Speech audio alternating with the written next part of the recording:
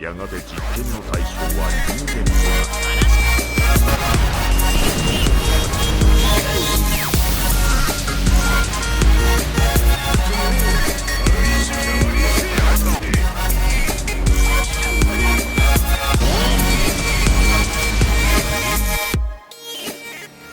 Inilalarawan ng pagsasalaysay ang kwento ni Diogenes, isang napakatalino na batang siyentipiko na may mga ideya ng artipisyal na umuunlad na sangkatauhan na naging desilusyon sa mundo. Sa kalaunan ay natuklasan ang sikreto sa immortalidad at lumikha ng maraming klon ng kanyang sarili. Pinutol ni Saitama ang pagsasalaysay sa kanyang pagkainip at pagkatapos ay ipinaliwanag ni Armored Gorilla na ang Dr. Genus ay interesado sa konstitusyon ni Saitama o bilang siya ay naglalagay nito, ang kanyang katawan. Nakuha ni Saitama ang maling ideya sa paniniwalang ang scientist ay homosexual hanggang sa ipaliwanag ni Genus na gusto ni Genus si Saitama para sa kanyang mga eksperimento. Nagpasya ang cyborg at Saitama na umatake kaagad dahil ang araw ng diskwento sa tindahan ay sa susunod na araw. Bago sila umalis, tinanong ni Genus si Armored Gorilla tungkol sa anumang mga cyborg na aktibo. 4 na taon na ang nakakaraan na sumira sa anumang mga bayan na itinatanggi ng Armored Gorilla. Bilang paghahanda sa pagdating ni Saitama, naglagay ang House of Evolution ng mga bitag sa kanilang pasilidad at atubiling nagpasya na palayain ang Carnage Kabuto. Sa sandaling dumating sila, sinisira ng Genus ang pasilidad sa itaas ng lupa gamit ang isang putok bago tumungo sa ilalim ng lupa. Ang pinakawalan na Carnage Kabuto ay nakikipaglaban kay Genus na walang pinsala sa proseso. Pagkatapos ay humarap si Carnage Kabuto laban kay Saitama, ngunit umatras nang makita niya kung gaano talaga kalakas si Saitama. Pagkatapos ay ibinunyag ni Saitama sa silid ang kanyang medyo pang-araw-araw na rehimeng pagsasanay na 100 push-up, 100 sit-up, 100 squats, at 10 km ng pagtakbo na labis na hindi naniniwala kay Genus.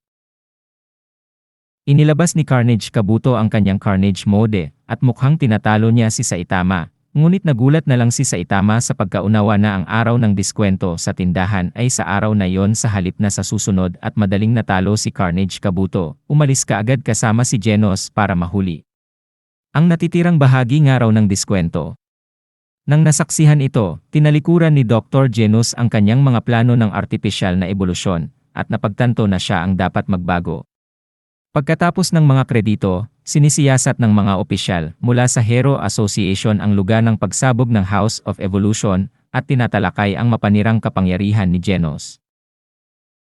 Isang lalaking nagngangalang Hammerhead ang gustong gumawa ng utopia ng sobrang trabaho at kaunting bayad na modelo ng modernong lipunan.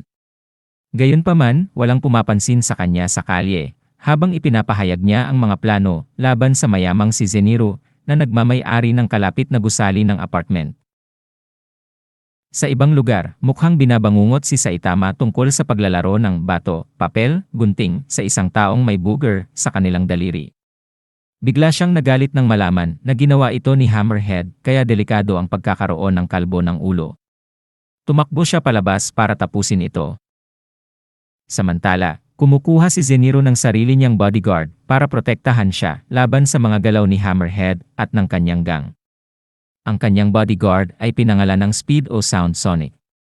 Hinarap niya ang kalbo na grupo patungo sa lungga ni Zenyu at binalaan sila na karaniwang walang nabubuhay pagkatapos humarap sa kanya sa isang away.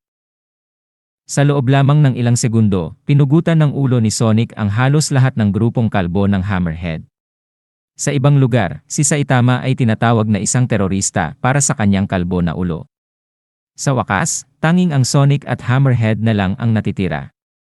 Si Hammerhead ay namamahala upang makatakas sa kanyang buhay, ngunit pagkatapos ay tumakbo sa Saitama sa kagubatan.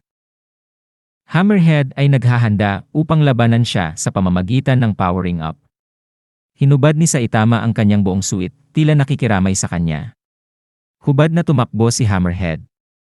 Pagkatapos ay nagpakita si Sonic at sinubukan siyang atakihin, ngunit ipinaliwanag ni Saitama na hindi siya isa sa mga tagasunod ni Hammerhead. Ngunit ngayong naharang na ni Saitama ang kanyang mga pag-atake, nararamdaman pa rin ni Sonic na kailangan niya itong talunin. Aksidenteng nasuntok siya ni Saitama sa pundya. Pagkatapos ay idineklara ni Sonic na magsasanay siya hanggang sa matalo siya, habang bahagya siyang tumayo mula sa isang suntok na iyon. Pagbalik sa bahay, sinabihan ni Saitama si Genos na iwan siyang mag-isa dahil mayroon siyang malubhang problemang dapat lutasin. Ang problema ay, walang sino man ang may ideya kung sino si Saitama sa kabila ng lahat ng kanyang mga nagawa. Sinabihan siya ni Genos na mag-sign up sa opisyal na Hero Register online. Magkasamang nagparehistro sina Saitama at Genos, at dapat kumuha ng Hero Test para maging opisyal na mga bayani.